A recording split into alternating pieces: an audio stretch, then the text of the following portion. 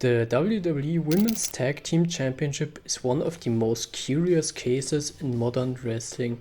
It's been around longer than the Women's Intercontinental and US titles. It's the only currently active championship defended across Raw, SmackDown and NXT, and yet its value is all over the place. We've had incredible reigns, complete booking disasters, surprise moments and storylines that had no business working, but somehow did. So today let's dive into the wild ups and downs of the Women's Tag Team Championship. The good, the bad and the ugly. It's Christmas 2018. Vince McMahon, dressed as Santa Claus, has a present for the women's division. He announces the brand new Tag Team Championship. Finally a new opportunity, a new spotlight, a chance to showcase more than just a single title's action.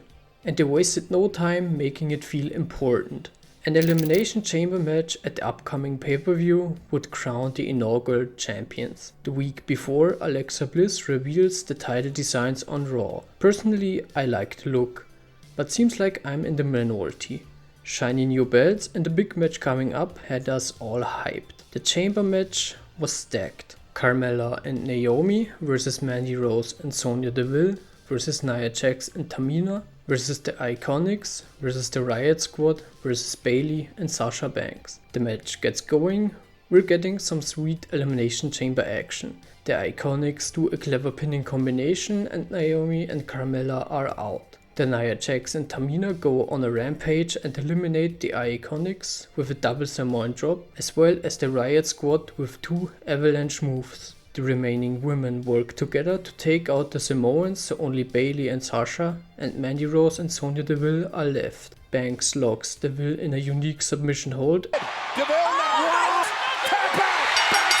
and just like that, the inaugural women's tag champs are Bayley and Sasha Banks. This just made sense. Sasha and Bayley were over with the fans, earned respect for their NXT work and had been campaigning for these titles for years. What also made perfect sense was the next title change. The grandest stage of them all, WrestleMania 35. 4 teams fight for the belts, but it's the IIconics who emerge victorious. And they do it with perfect heel timing and ring awareness, tagging in just in the right time to steal the win from Beth Phoenix. They weren't work-rate machines, but they were entertaining heels. They came out and did their thing. They cheated, they stalled, they played the crowd, they retained by countout. All of this worked. Then came Alexa Bliss and Nikki Cross. This was supposed to be their time to shine. But the story was the same tired Alexa Bliss betrays her best friend's routine we'd seen before. It really felt played out at the point, and from here the division started to drift into the void. A low period that lasted until 2022. Champions during this time featured the likes of the Kabuki Warriors, who wrestled like machines but couldn't cut a single promo. Nia Jax and Shayna Baszler, who were teamed up because they are tall, strong ladies but had no chemistry with each other. Bayley and Sasha held the titles again, only to literally walk out during a Raw. Sasha and Naomi took the tag team championships, left them there, and then promptly walked out of the arena, leading to them getting stripped of the titles, which were subsequently vacated. The belt vanished for over 3 months, and this, more than anything, proved WWE had no long-term plan. For the division, not all championship reigns were necessarily bad, but often the competition was more like 2 random single stars thrown together at the last minute than established teams. When the titles eventually came back, they were subjected to short reigns and no real direction. I don't think I have much worthwhile to say here, which is why I'm going to jump forward to when things finally got interesting again. Because after WrestleMania 40, they really tried to make the Women's Tag Championship the hottest prize in the business. At Backlash 2024, one of the most hyped crowds in all of wrestling witnessed the start of a resurgence, as Bianca Belair and Jade Cargill took the titles of then champs Damage Control.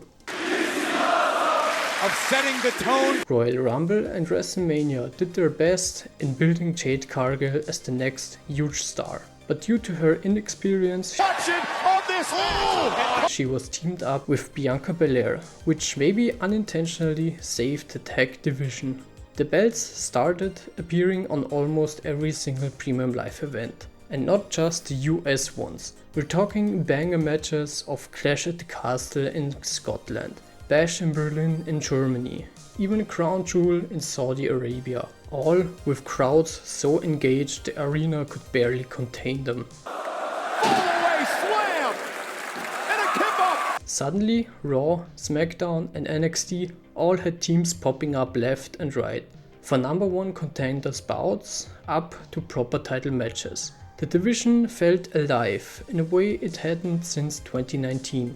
Then came the Bianca, Jade and Naomi storyline, and I've covered it in detail before. It resulted in Judgment Day ending up with the titles, which gave us consistently entertaining segments and matches every week. But every high is followed by a low. At WrestleMania 41, the tag belts were sacrificed to help boost the Women's Intercontinental Championship, which at that point struggled to find its footing. That move did save the IC belt, but it also damaged the tag titles. Still, Judgment Day regained the belts. I was happy until Liv Morgan was injured in a freak accident. Unfortunate, but the wrestling board moves forward. And this actually allowed for one, Raquel Rodriguez to step out of her bodyguard role into the spotlight. Get in here and take the beating you deserve, Mamona! 2, Roxanne Perez to fill in for Liv. Nice to see her have her first big moment on the main roster. I hate to end this ride on a low note, but SummerSlam 2025 saw Charlotte Flair and Alexa Bliss win the gold. And sorry, I'm not a fan of this. They once again shoehorned a title onto Charlotte Flair and wrote a cheap odd couple story around it. Even more disappointing that they dragged Alexa Bliss into this, as she's capable of so much better. Love it or hate it, the Women's Tag Team Championship has given us great reigns and matches, even if you have to take a lot of bad with the good. It's been a roller coaster and no roller coaster only goes up. What do you think? Let me know in the comments. You've been watching WW. The best things in wrestling.